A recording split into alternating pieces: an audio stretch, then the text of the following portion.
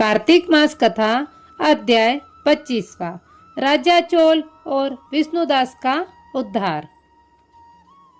विष्णुगण बोले, हे धर्मदत्त, एक दिन विष्णुदास नित्य कर्म कर रहा था, तब उसका बनाया हुआ भोजन कोई मनुष्य छिपकर चुरा ले गया।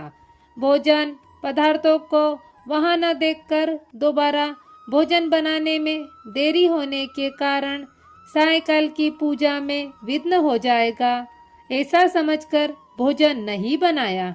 दूसरे दिन रसोई तैयार कर जो भगवान के भोग की तैयारी की, इतने में ही कोई छिपकर फिर भोजन चुरा ले गया। नारद जी बोले, हे राजन, इस प्रकार 7 दिन तक उसकी रसोई की पवित्र सामग्री कोई चुरा कर ले जाता रहा।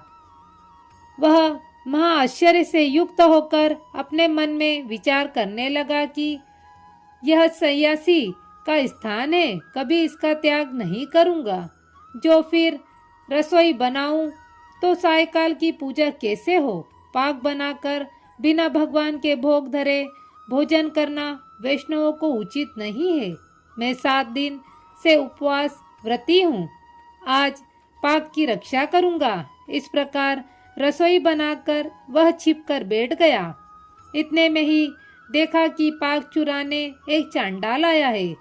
भूख से सताया हुआ दुखी हाड़ चर्म अवशेष उस चांडाल को देखकर ब्राह्मण बहुत दुखी हुआ। उस अन्न को ले जाने वाले चांडाल को देखकर ब्राह्मण बोला, ठहर जा, अरे यह रूखा सूखा भोजन क्यों खाता है? यह घी भी लेता जा, चुपड़ कर खा लेना। ऐसा कहते हुए ब्राह्मण उसके पीछे पीछे दौड़ा। उसे आते हुए ब्राह्मण को देखकर डर के मारे चांडाल तेजी से दौड़ा और मूर्छित होकर पृथ्वी पर गिर पड़ा। तब वह ब्राह्मण मूर्छित अवस्था में चांडाल को देखकर अपने वस्त्र से हवा करने लगा। जब वह चांडाल उठकर खड़ा हुआ तो विष्णुदास ने उसे शंख चक्र गदा पद्मधारी साक्षात नारायण के रूप में देखा, जिनके पीले वस्त्र, 4 भुजा तथा छाती में लक्ष्मी का चिन्ह है, किरीट पहने हैं अलसी के फूल के समान प्रकाशमान। ऐसे भगवान को कौस्तुभ मणि सहित देखा। सात्विक भावों से युक्त ब्राह्मण उनको देखकर स्तुति और नमस्कार करना चाहता था कि उसी समय इंद्रादि देवता वहां आ गए। गंधर्व और अप्सराएं प्रसन्नता से नाचने लगी। उसी समय वह स्थान सैकड़ों विमानों और देवताओं तथा ऋषिगणों से भर गया तथा गीत और बाजों का मनोहारी शब्द होने लगा। विष्णु भगवान सात्विक व्रत वाले अपने भक्त का आलिंगन कर और अपना स्वरूप उसको देकर बैकुंठ को ले गए। सुंदर विमान में बैठे हुए विष्णु के समीप जाते हुए विष्णु को यज्ञ में दीक्षा युक्त राजा चोल ने देखा। बैकुंठ लोक को जाते हुए विप्र को देखकर अपने गुरु मृदगल को बुलाकर राजा चोला बोला, जिसकी स्पर्धा से मैंने यह यज्ञ दान आदि किया था, वही विष्णु रूप धारण करने वाला ब्राह्मण बैकुंठ को जा रहा है। दीक्षा लेकर मैंने इस वैष्णव क्षेत्र में हवन किया और दान आदि से ब्राह्मणों का मन प्रसन्न किया, परंतु आज तक विष्णु मुझसे प्रसन्न नहीं हुआ।